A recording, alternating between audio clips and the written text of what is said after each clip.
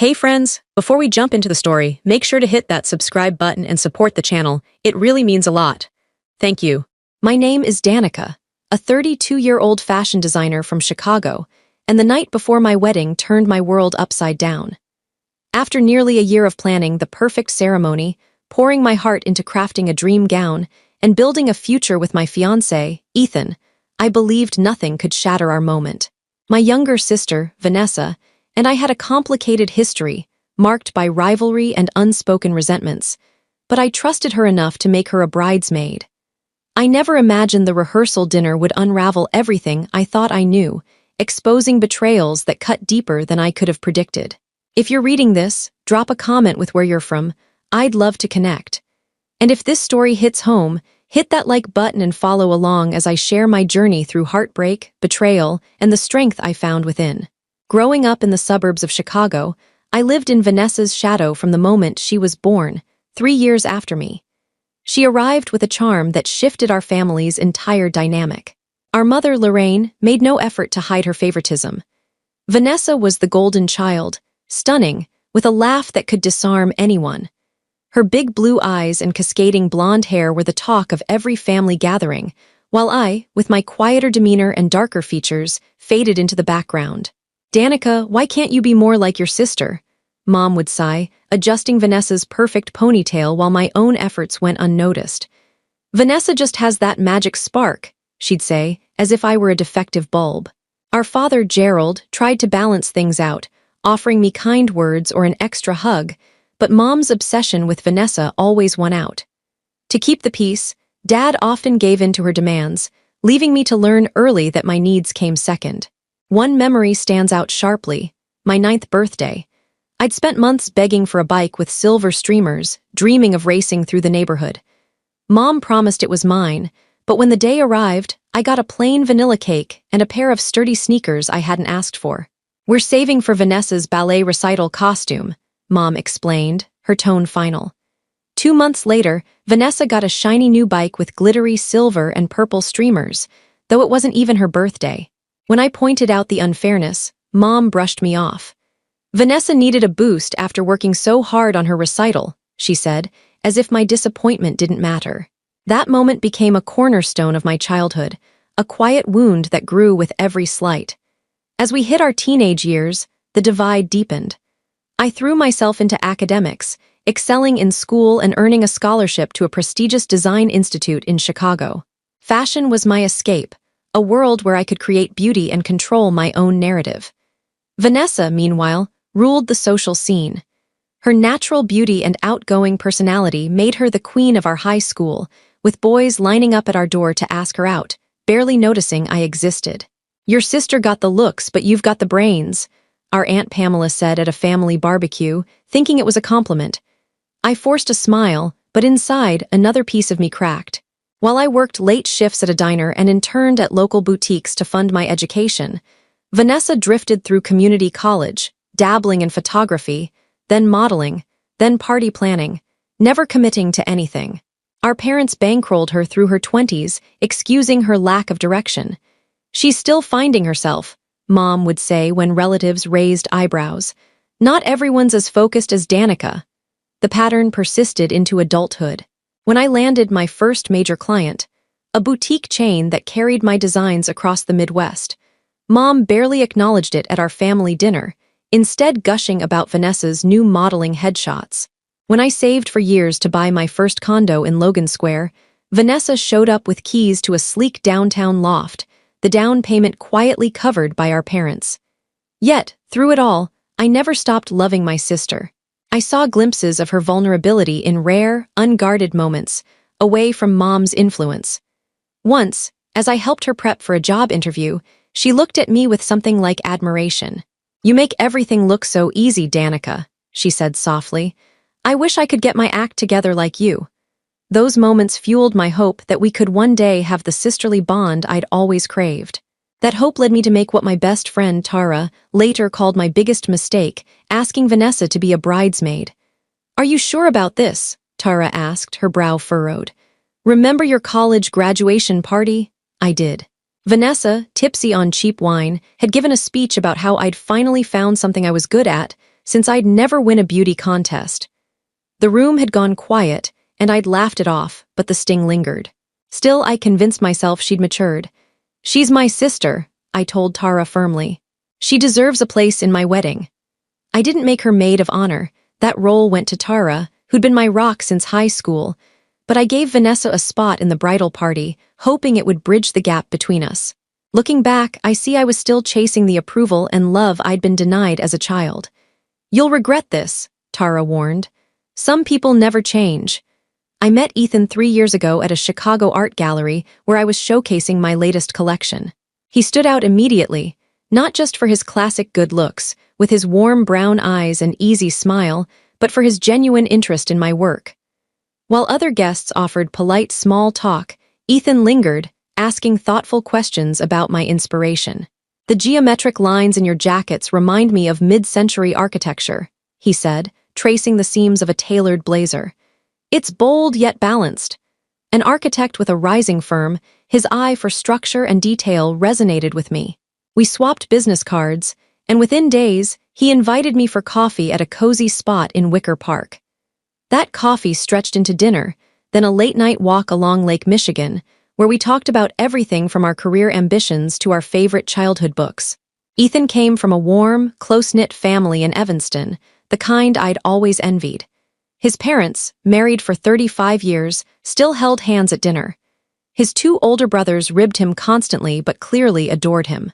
The first time I joined them for their Sunday pot roast, I felt a pang of longing for their easy laughter and genuine care.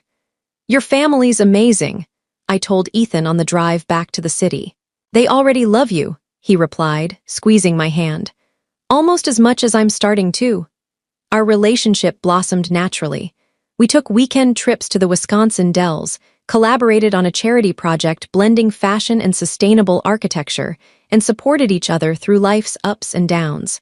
When a client backed out of a major deal, Ethan brought me coffee and listened as I vented. When he lost a bid for a high-profile project, I created a space for him to process without judgment.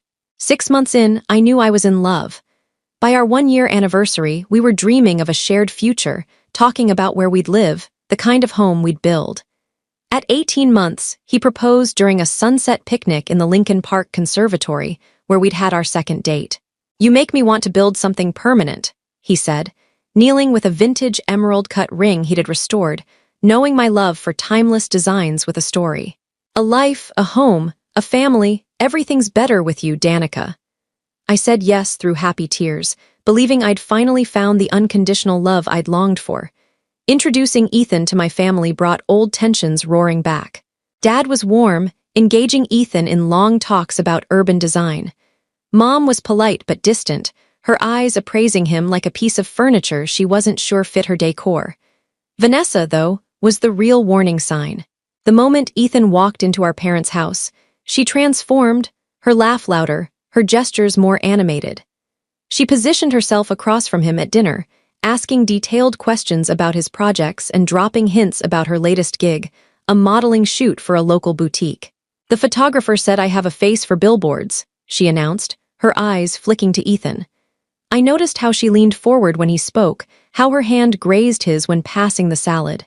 I told myself I was being paranoid, that this was just Vanessa craving attention as always.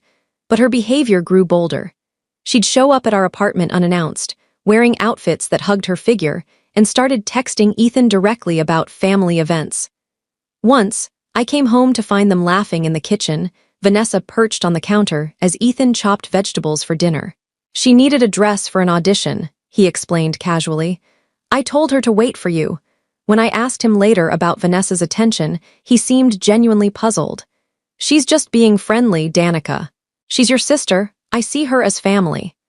I wanted to believe him. Ethan had never given me reason to doubt his loyalty, and I dismissed my unease as lingering insecurities from childhood. But at our engagement party, Vanessa's toast raised red flags. "My big sister's always been the serious one," she said, raising her champagne glass. "So it's amazing she found someone as fun and spontaneous as Ethan. They're like brains and charm." Guests shifted uncomfortably, sensing the jab. Ethan squeezed my hand and whispered, "She means well." I nodded, but the doubt lingered. As wedding planning intensified, I threw myself into creating the perfect day. My greatest joy was designing my gown, a flowing A-line silhouette with hand-stitched embroidery that told the story of Ethan and me. Tiny skylines for his architectural passion, delicate waves for our lakefront walks, and miniature books for our shared love of literature. I worked on it late at night in my studio, keeping it locked in a garment bag to surprise everyone. But warning signs started piling up. Ethan began working late, blaming project deadlines. Vanessa, after months of indifference, became oddly invested in wedding details, asking about our honeymoon plans and the exact schedule. She'd call with suggestions for flowers or music, her enthusiasm feeling forced. I pushed down my growing unease, telling myself it was just wedding stress. "Everything's fine," I murmured, falling asleep next to Ethan, his back turned to me. 3 months before the wedding, Ethan's behavior shifted noticeably. He'd come home after 10 p.m., offering vague excuses about client demands. His usually prompt texts became delayed or unanswered. When we were together, he was distracted, checking his phone and angling it away from me. "Is everything okay at work?" I asked one night as he silenced a call during dinner, something he'd never done before. "Just a tough project," he said, avoiding my eyes. "The client keeps changing plans." I wanted to believe him, but his evasiveness was new. He'd always shared his work challenges openly, even asking for my input. Now he changed the subject whenever I pressed. Around the same time, Vanessa's attitude flipped. After showing zero interest in the wedding for months, she became almost obsessive, offering to help with everything from centerpieces to seating charts. "I want your day to be perfect," she insisted, but her smile didn't reach her eyes. She asked oddly specific questions about our honeymoon resort, the wedding night hotel, even the catering menu, details she had no reason to need. The first concrete red flag came when I found a string of texts between her and Ethan on his phone while he was in the shower. I'd never snooped before, but his phone kept buzzing, and Vanessa's name flashed repeatedly. The messages seemed innocent talk of a surprise for me, but their frequency, often late at night or during Ethan's work hours, set my stomach churning. When I mentioned it casually, he got defensive. "She's helping with something special," he said, grabbing his phone. "Don't ruin it." I apologized, feeling guilty, but the seed of doubt had taken root. A week later, I went to my tailor's shop in River North for a final dress fitting. The seamstress looked confused. "I thought you weren't coming until tomorrow," she said. "Your sister was here this morning, asking about the gown's measurements and fabrics. Said she was helping with the veil." A chill ran through me. I hadn't asked Vanessa to help with the veil, I'd finished it weeks ago. "What exactly did she want?" I asked. "She was curious about the sizing and embroidery details," the seamstress said. "Very charming girl, looks a lot like you but blonde." That evening, I called Tara, my voice shaking as I spilled my fears. "Am I being paranoid or is something off?" I asked. "Trust your instincts," she said carefully. "Have you noticed anything else?" I thought back. Ethan and Vanessa both skipping the same family dinner with flimsy excuses. Mom suddenly warming to Ethan after months of indifference. A brochure for a Door County resort in Ethan's car, a place we'd never discussed visiting. "I feel like I'm losing it," I admitted. "Maybe I'm projecting my old issues with Vanessa onto Ethan." Tara paused. "Or maybe your gut's trying to protect you. Keep your eyes open, and I'm here no matter what." For the next few weeks, I was on high alert, watching for signs. Ethan and I went through wedding motions, but a new tension simmered between us, unspoken. He kept his phone with him constantly, even taking it to the bathroom. Our intimate moments dwindled, he was always exhausted. Vanessa's involvement became obsessive. She called daily with trivial questions, crashed vendor meetings I hadn't invited her to, and seemed to know details I hadn't shared, like the exact shade of our table linens. The breaking point came a week before the wedding. I arrived at my studio to find the garment bag holding my dress gone. In a panic, I called the tailor, thinking I'd forgotten a pickup. "Your sister collected it yesterday," the manager said. "She had your written authorization for a final pressing and storage." My heart stopped. I hadn't written any authorization. "Where did she take it?" I asked. "To a storage facility to keep it pristine," the manager replied. "Very thoughtful." I hung up, my mind racing. Was Vanessa sabotaging me? Was Ethan involved? I called her straight to voicemail. Ethan answered after several rings, sounding rushed. Hey, can I call you back? I'm swamped. Where's my dress, Ethan? I demanded, a long pause. What do you mean, isn't it at the tailor's? Don't lie, I said, my voice steady despite my shaking hands. Vanessa took it with a forged note. Did you know? You're not making sense, he said, flustered. Why would she do that? We'll talk tonight. He hung up before I could respond.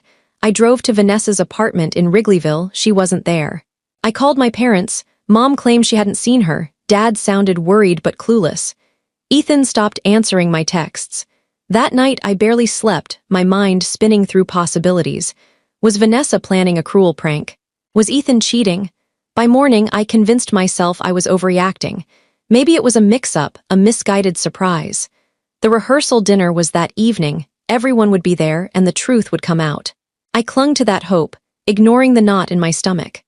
The rehearsal was set for 5 p.m. at a historic garden venue in Evanston, its stone paths lined with blooming roses. I arrived, hands trembling, my heart heavy with dread.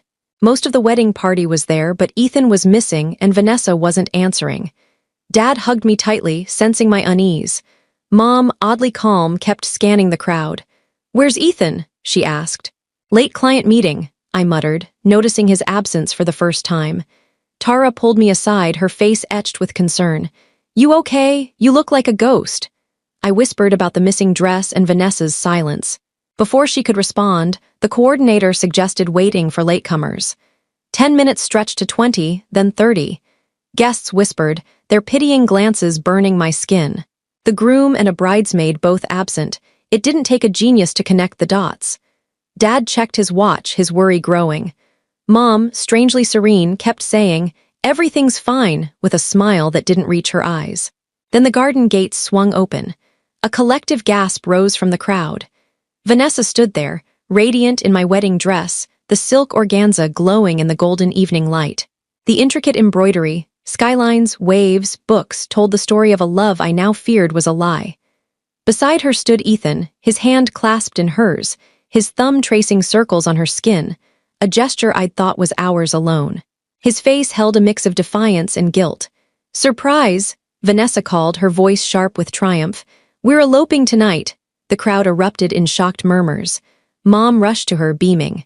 She looks perfect in white, she declared loudly, adjusting a lace sleeve. I always knew this would happen. Ethan avoided my gaze, mumbling, I didn't mean to hurt you, Danica. Vanessa's smile was smug. The heart wants what it wants, she said, her voice dripping with false sympathy. My legs felt like stone as the world spun. Decades of being second best, my achievements ignored, my possessions taken, crystallized in this moment. My sister in my dress, with my fiancé and my mother cheering her on.